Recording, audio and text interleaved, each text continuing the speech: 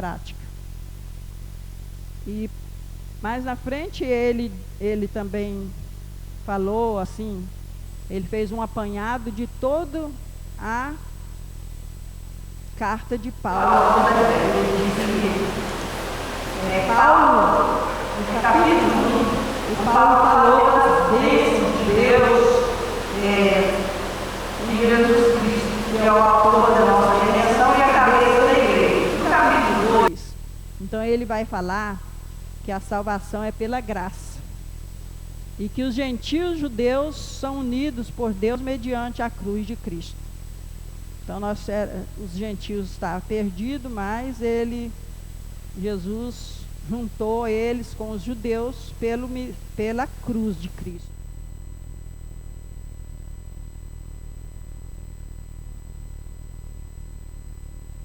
São dos gentios e do apostolado de Paulo. Também no mesmo capítulo 3 vai falar de oração de Paulo pelos Efésios, para que eles sejam corroboradores no corpo de Cristo, né? Confirmado no corpo de Cristo. E no 4 ele vai falar da unidade, a unidade da fé, da santidade cristã e dos costumes do gentio. Já no capítulo 5 ele vai continuar falando da santidade e dos deveres domésticos. No 6 ele vai falar das armaduras de Deus para permanecermos firmes na fé. Então eu peguei todos os versículos que o irmão citou aqui e anotei todos eles aqui para quê? Para que se alguém tiver interesse de querer anotar, pode anotar.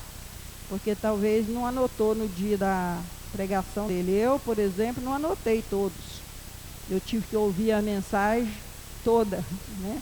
Já foi dividido em 3 partes, então eu já tinha ouvido aqui, mas tive que ouvir lá para poder pegar todos os versículos, que eu tinha feito um pequeno resumo. Mas como era para passar um resumo de toda a mensagem, então eu tive que ouvir a mensagem para trazer esse resumo. Então aqui, ele continuou falando aqui do capítulo 3, no verso 10 de Efésios, ele falou da multiforme sabedoria de Deus, que ela seja conhecida através de Deus, da igreja. Então, aquela multiforme, várias formas da sabedoria que Deus tem, ele deixou para que nós, que somos igreja, passasse essa sabedoria, mostrasse essa sabedoria, porque muitas das vezes nós guardamos essa sabedoria e não mostramos. Então a gente tem que, como igreja, nós temos que mostrar essa sabedoria. No capítulo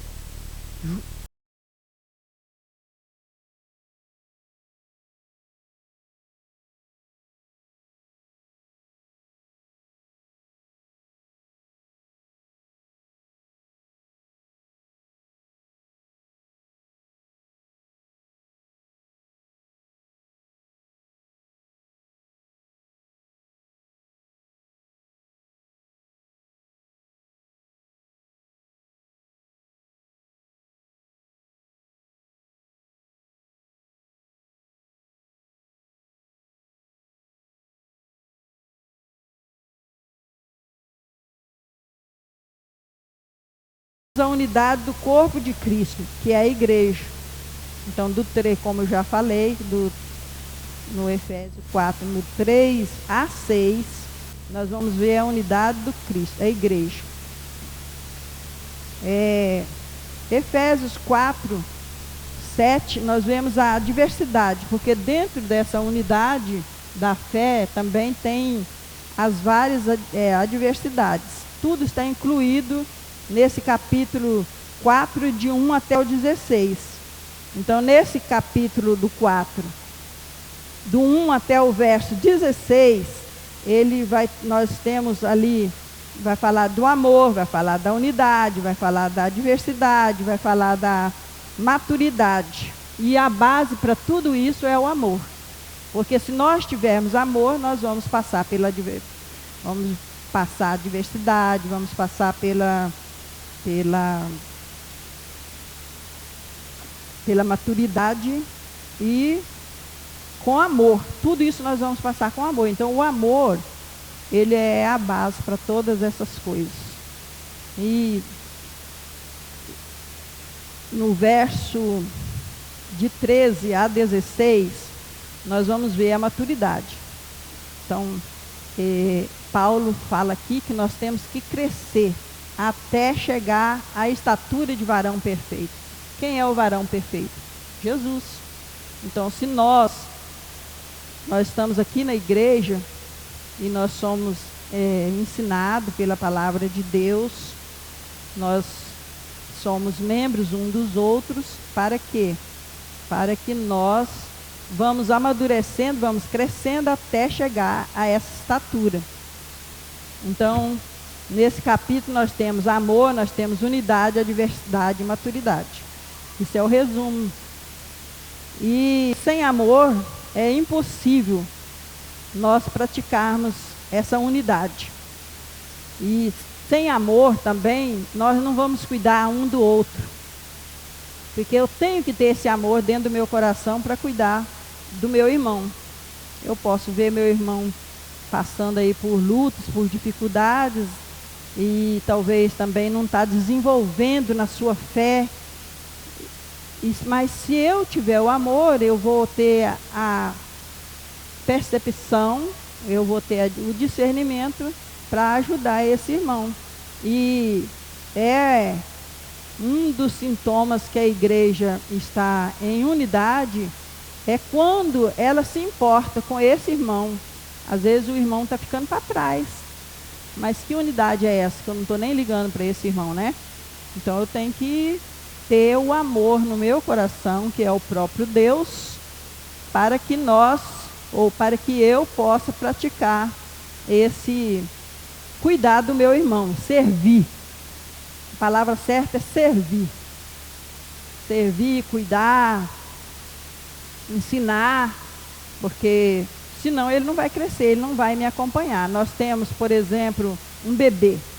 Se aquele bebê não receber assim, o alimento necessário, os cuidados necessários, aquele neném não vai desenvolver. Então, assim são os irmãos novos que vão chegando na igreja, ou talvez pode até ser velhos, né? Tem muitos irmãos aí de 30, 40 anos que ainda são bebê na fé. Não estão ainda bem desenvolvidos. Então, aí, como igreja, vivendo essa unidade, nós temos que estar olhando para esses aspectos para que ninguém fique para trás. E o Espírito Santo, ele é o agente que vai nos ajudar a manter essa unidade. E essa unidade, ela está baseada na Trindade, que é o Pai, que é o Filho, que é o Espírito Santo. E aqui ele também deixou o verso de Oséias 7 e 8.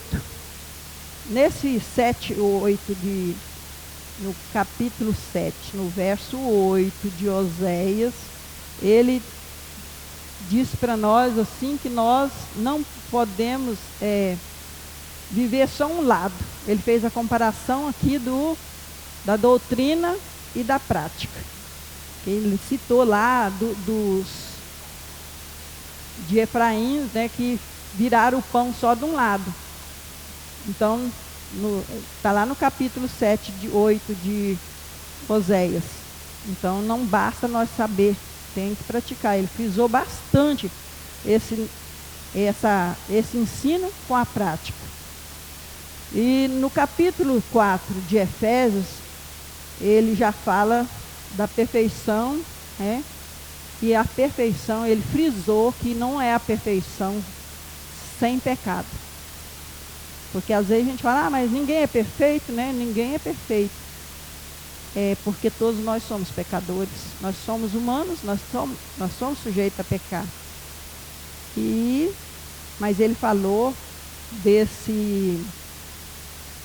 desperfeito como pessoas que precisam ser maduras. Nós precisamos de amadurecer. Então, ele não falou de perfeição sem pecado, ele falou de perfeição como pessoa, como cristãos maduros.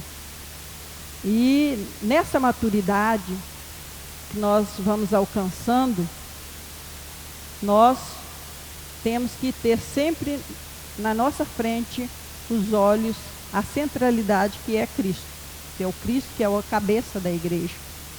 Então nós não podemos perder essa centralidade, nós temos que estar sempre crescendo, amadurecendo, se aperfeiçoando, mas o nosso centro é Cristo. Já vem aqui, vamos continuando aqui no 1 João 4:1, que eu já citei, que é Deus é o amor, né? E é a base de tudo, é a base da longanimidade. Nós precisamos de ter longanimidade para suportar os nossos irmãos, para ajudar, para cuidar. Então nós precisamos de ter longanimidade. E a longanimidade nós só vamos praticar ela com amor. Se nós não tiver amor, nós não temos condição de praticar essa longanimidade. Em Romanos 8, 28, 29, ele fala do propósito de Deus para nossas vidas. O propósito de Deus é um propósito eterno. Ele não é um propósito pequeno.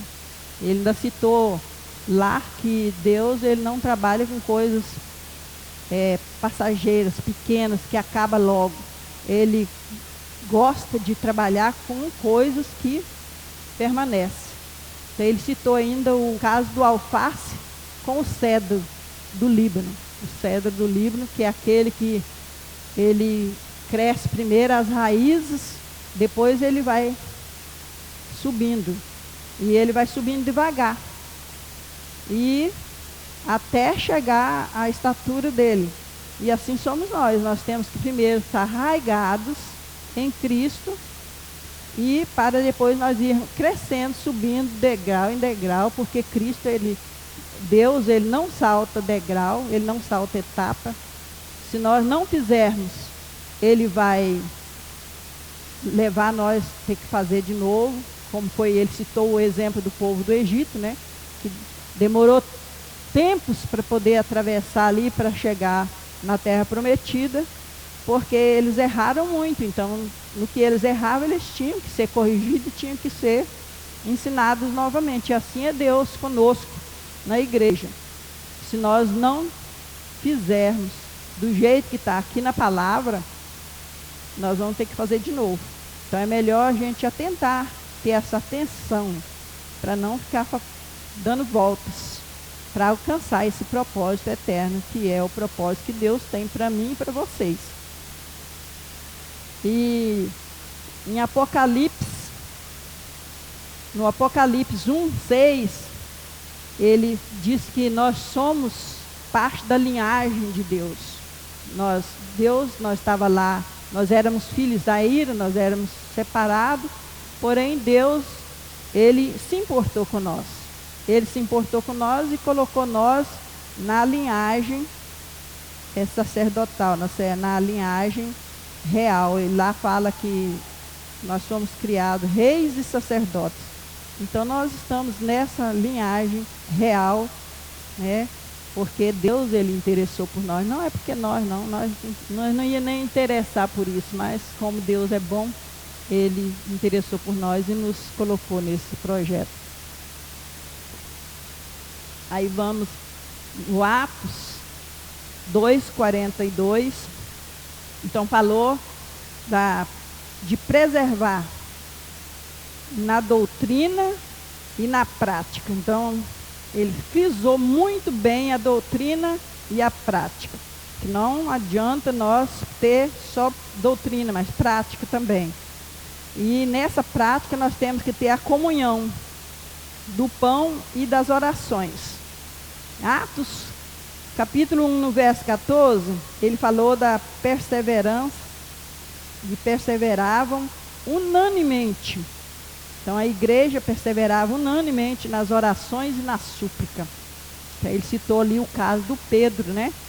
que quando Pedro foi preso, a igreja perseverou na súplica e Pedro foi solto, saiu da prisão por causa da unanimidade da oração da igreja.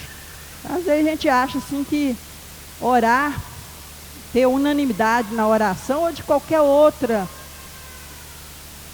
decisão que tiver de fazer, que a igreja não se conta. Eu sou testemunha viva, que conta assim, que a igreja, quando eu já venci muitas batalhas, tem 41 anos que eu participo dessa igreja, e por esses anos eu passei por muitas lutas, e nessas lutas, por causa da unanimidade dos irmãos que estiveram junto comigo, a gente venceu aquelas batalhas. E depois eu ficava até com vergonha, né, de ter ficado tão preocupada com as batalhas, mas eu vi a unanimidade dos irmãos da igreja que me acompanharam, me ajudaram, e eu estou aqui caminhando até hoje, graças a Deus, com a intenção de chegar à estatura perfeita, que é a estatura de Cristo. E aí ele disse assim, mas como é que nós vamos aprender essas longanimidade, mansidão? Como que nós vamos aprender? Olhando para Jesus, que está registrado no capítulo 11, no verso 28 e 30 de Mateus. E continuando, ele citou também que Atos 2, 3 e 4, o assunto ali era só Jesus, não tinha outro assunto. Então o assunto da igreja tem que ser Jesus. Às vezes a igreja fica despercebida, né, com outros assuntos, mas o assunto, a centralidade é Jesus. E nós não podemos estar aqui, por exemplo, ele citou também do anjo, que às vezes nós estamos querendo ver anjo, enquanto nós somos superiores aos anjos. Então nós ainda estamos aí querendo ver anjo. Ele falou para nós que nós temos que atentar para essas coisas, né?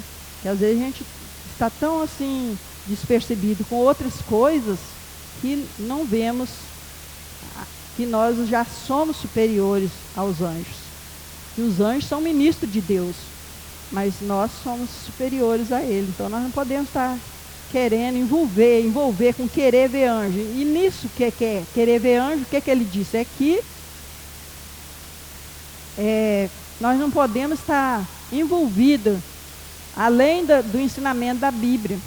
Nós temos que estar envolvidos, nós não podemos olhar para... Ele falou de coisas periféricas, né?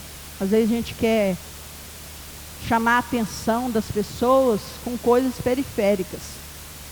E não é assim. Nós temos que chamar a atenção, buscar pessoas para a igreja, com a palavra de Deus, com o exemplo, né? Porque quando lá em Antioquia, os discípulos foram chamados cristãos pela primeira vez. Mas por quê?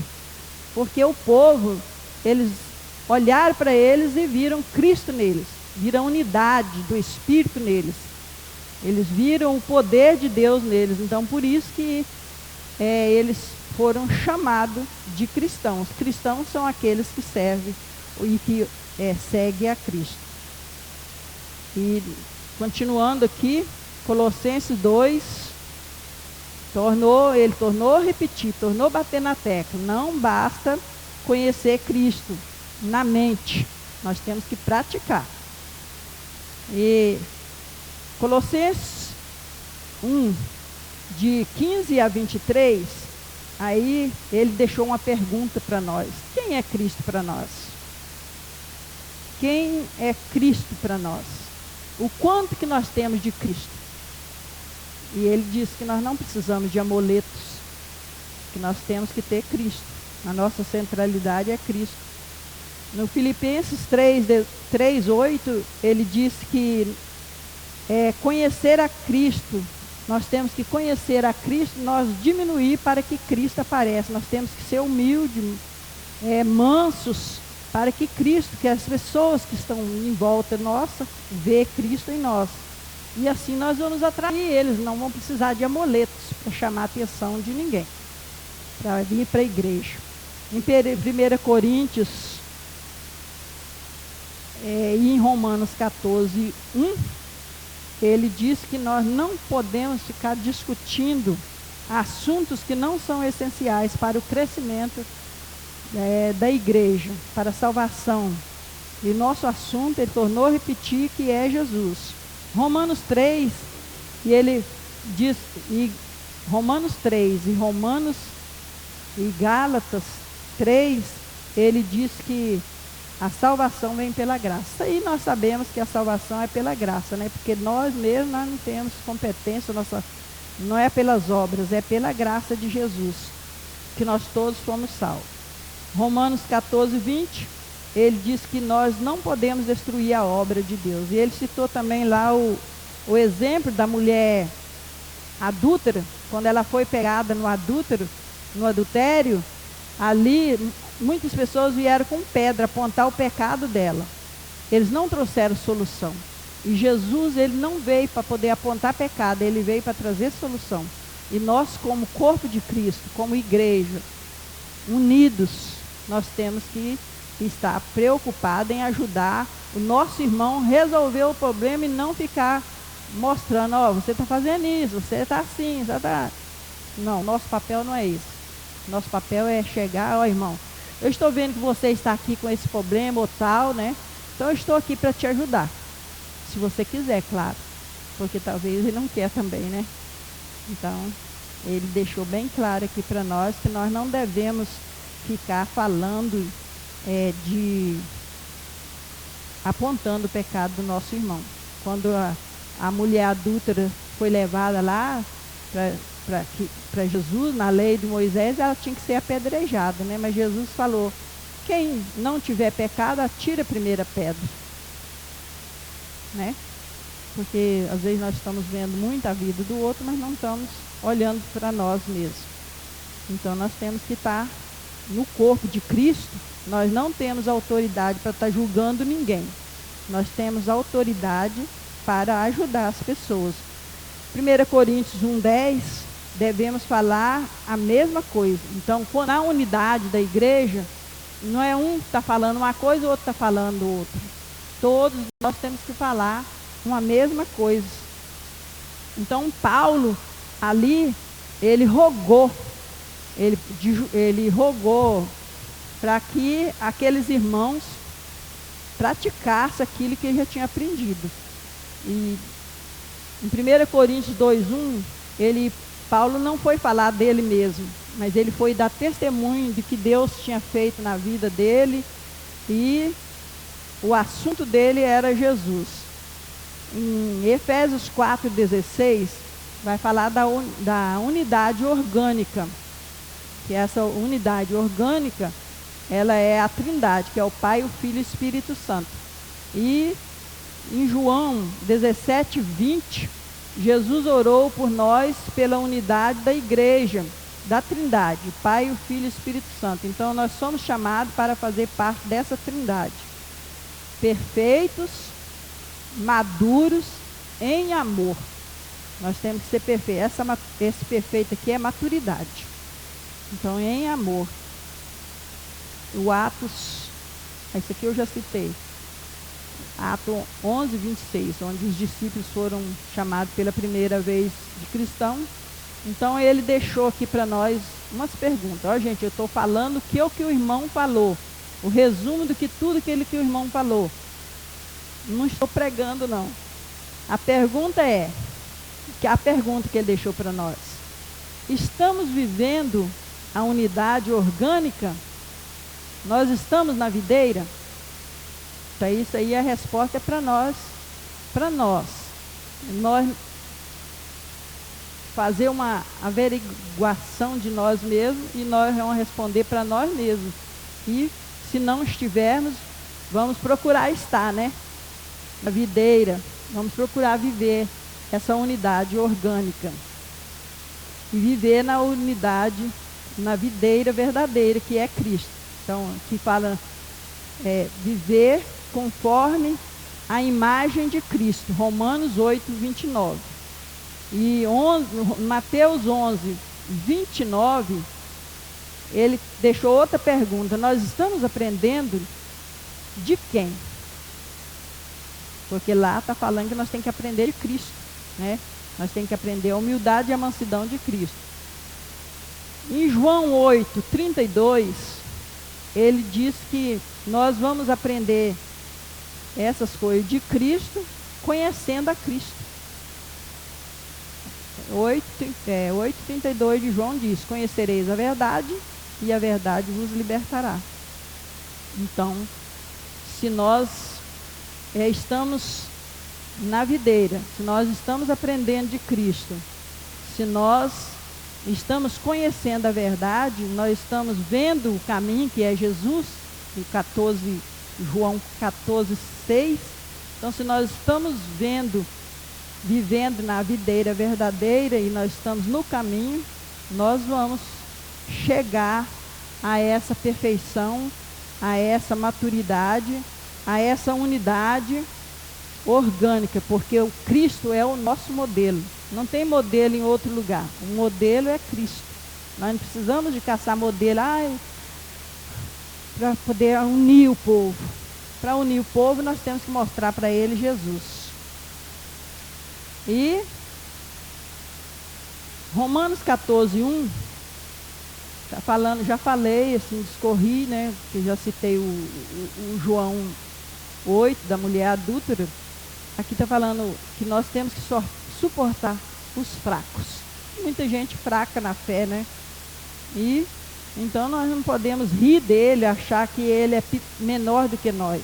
Nós temos que olhar para ele e dar suporte para ele, ajudar ele a chegar à maturidade. E Coríntios 12, 19, Paulo falou do amor de Cristo pela igreja e falou que nós temos que ter esse amor para a igreja, para que nós ajudamos na edificação da igreja. Em Colossenses 2,19, ele diz que nós temos que reter Cristo como cabeça para manter a unidade. E ele encerrou com essa palavra aqui, 2 Coríntios 13, 9, 11. Então ele disse assim: sede perfeitos, sede consolados, sede de um mesmo parecer, vivei em paz. E o Deus da paz, o Deus de amor e de paz será convosco. Então, ele encerrou com essa palavra de Paulo falando aos coríntios, que era para ele ser perfeito, para ele ser consolado com as palavras que ele estava falando, que é para os coríntios ser de um mesmo parecer, isto é, de uma mesma mente, e viver em paz. Em paz, e o Deus de amor seria com nós até o fim, até que nós sejamos, adquirimos, né, essa perfeição. E ele falou muito também de perseverar, de preservar e perseverar. Ele falou que preservar é guardar a unidade e perseverar na unidade, até que nós chegamos à estatura do varão perfeito, que é Cristo. E para isso nós tínhamos que manter Cristo como cabeça e nós, como cristãos, como igreja, sermos submissos a Ele. Então, que Deus nos ajude, né, a preservar e perseverar. Porque perseverar é continuar. Preservar é guardar. Então, que nós possamos preservar e que nós possamos perseverar na unidade do Espírito, a unidade da fé e a unidade orgânica, tendo como modelo Jesus, e tendo também o Pai, o Filho e o Espírito Santo como nosso modelo, para que nós chegamos à estatura de varão perfeito, que é Jesus. Amém? Esse é o resumo que eu fiz. não sei se foi muito bom, se foi pouco, né? Eu acredito que tem irmãos aí que devem ter aprendido mais, né? Mas é o que eu entendi, é o que Deus, que eu pude, assim, absorver dos ensinamentos que o irmão falou, e eu trouxe para transmitir, para relembrar, né? Porque na realidade ele pregou uma mensagem excelente, não tinha nada para consertar na mensagem dele, mas é porque nós, como seres humanos, nós às vezes nós ouvimos uma coisa aqui, daqui um pouquinho nós não sabemos mais nada do que nós ouvimos. Então é bom a gente relembrar, fazer esses resumos, né? E graças a Deus, e eu quero deixar um alerta para cada irmão aqui. Hoje em dia está tudo muito avançado, tecnologia para lá e para cá. O povo não gosta mais de usar isso aqui. Mas seria bom que a pessoa que viesse para a igreja, ele anotasse. Porque se eu não tivesse anotado, feito o meu resumo, eu ia ter dificuldade. Mas como eu fiz aquele resumo e prestei bastante atenção nas pregações dele, então, graças a Deus, eu consegui. Talvez não seja, teve gente aí que apanhou mais do que eu, mas eu fui incumbida de trazer, né? Até recebi como uma correção, mas graças a Deus por isso. Amém? Que Deus nos abençoe. Então eu vou orar. Pai, graças a Deus, estou alegre, estou feliz, porque de uma forma tão especial o Senhor tem mantido a minha fé, mantido a minha alegria no Senhor. Sou grata a Ti por essa oportunidade de estar aqui, passando esse resumo para os meus irmãos. E quero dizer a Ti que o Senhor continue comigo, cada momento, e cada irmão também que esteve aqui nessa noite, que eles também tenham sido, assim, recebido algo que pode ter ajudado eles. Muito obrigada. Em nome de Jesus eu oro.